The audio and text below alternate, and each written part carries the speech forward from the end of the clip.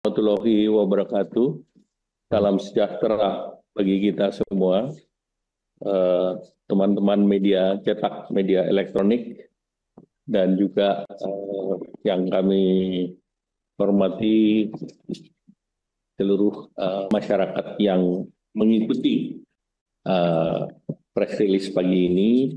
Saya didampingi oleh Pak Wamen Keuangan, Pak Thomas Jiwandono, dan Ibu Wakil Ketua Dewan Ekonomi Nasional, Ibu Mari Pangestu, dan kami dari Washington. Tadi kami telah bertemu dengan Secretary of Commerce, Howard Lutnick, dan juga US Treasury Trade Representative Mr. Ambassador Jamison Greer, dan akan ada rencana pertemuan dengan Secretary Treasury minggu depan terkait dengan pengenaan tarif dari Amerika. Dan kemarin Menteri Luar Negeri Pak Sugiono bertemu mitra Secretary of State Marco Rubio. Jadi pemerintah Indonesia secara aktif mengakses pejabat yang terkait di Amerika Serikat ini sebagai kelanjutan daripada yang sudah disampaikan kepada USTR, Secretary of Commerce dan Secretary of Treasury, di mana posisi Indonesia untuk bernegosiasi dengan pemerintah Amerika Serikat, dan alhamdulillah respons dari pejabat yang dikirim itu relatif cepat.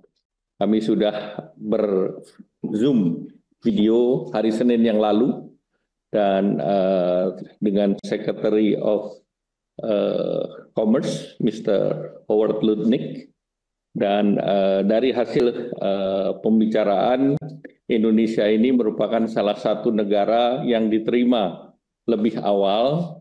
Jadi ada beberapa negara lain yang sudah juga berbicara dengan pemerintah Amerika Serikat, antara lain Vietnam, Jepang, dan Italia.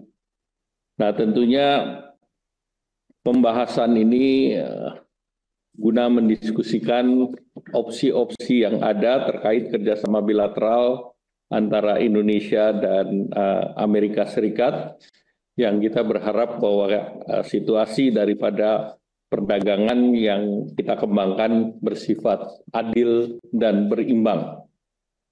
Nah, delegasi Indonesia tadi dalam pembahasannya baik dengan USTR maupun Secretary of Commerce berlangsung secara hangat, cair, dan juga konstruktif.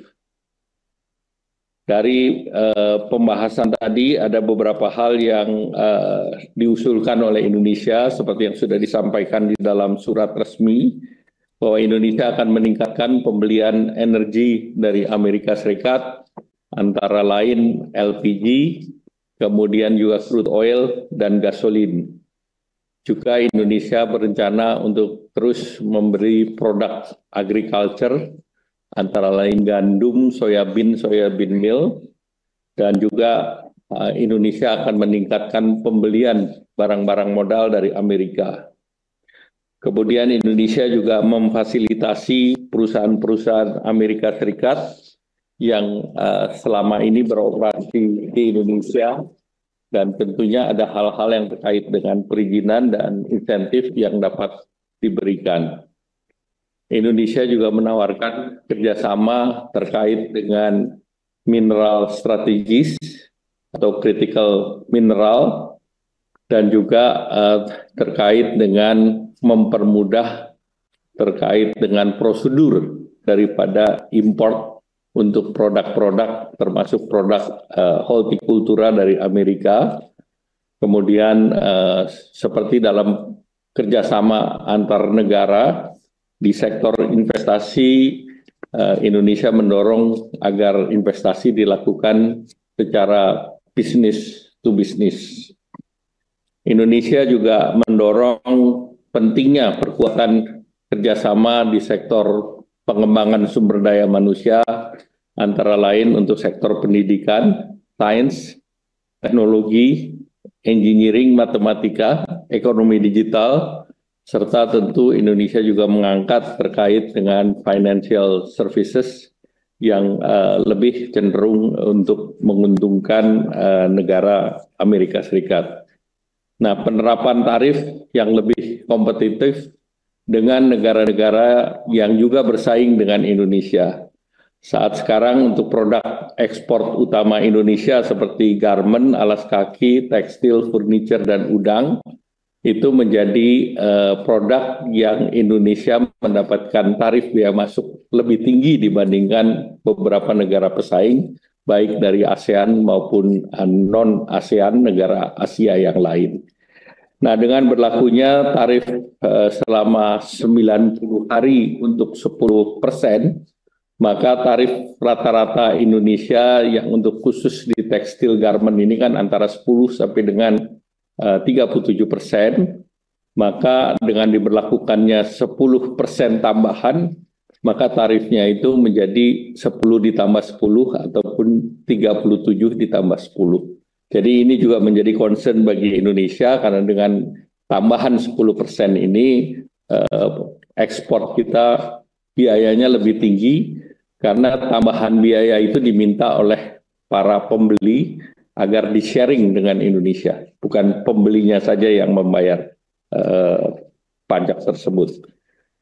Nah, dalam pertemuan tersebut Indonesia menyepakati dengan Amerika akan diberikan langkah-langkah lanjutan dengan tim teknis baik dari USTR maupun dari Secretary of Commerce, dan ada yang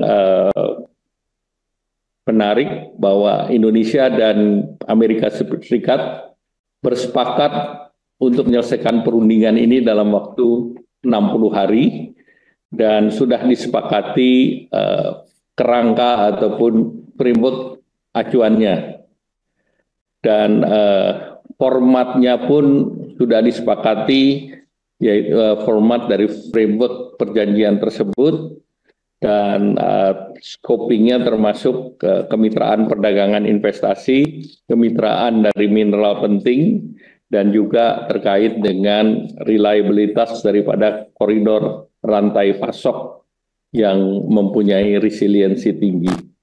Nah, hasil-hasil pertemuan tersebut akan dilanjuti dengan berbagai pertemuan, bisa 1, 2, atau 3 putaran, dan kami berharap dalam 60 hari kerangka tersebut bisa ditindaklanjuti dalam bentuk format perjanjian yang akan disetujui antara Indonesia dan Amerika Serikat. Mungkin itu yang ingin saya sampaikan. Ada tambahan, Ibu? Enggak, cukup. Ya. Baik, terima kasih. Pak Haryo, silakan. Terima kasih Pak Menko atas materi yang sudah disampaikan.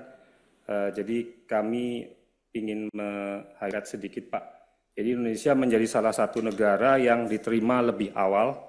Itu yang rekan-rekan media juga perlu ketahui, dan kemudian kita berharapkan perdagangan yang adil dan berimbang. Dan pemerintah Republik Indonesia juga dalam kerangka negosiasi ini juga menyampaikan pentingnya memperkuat kerjasama pendidikan, sains, dan ekonomi digital, penerapan tarif yang lebih rendah dari negara kompetitor, dan juga pentingnya memastikan ketahanan rantai pasok dan menjaga economic security. Pihak Amerika Serikat sudah merespon dengan positif dan dalam 60 hari ke depan bersedia menindaklanjuti dalam level teknis dalam solusi yang konstruktif dan saling menguntungkan.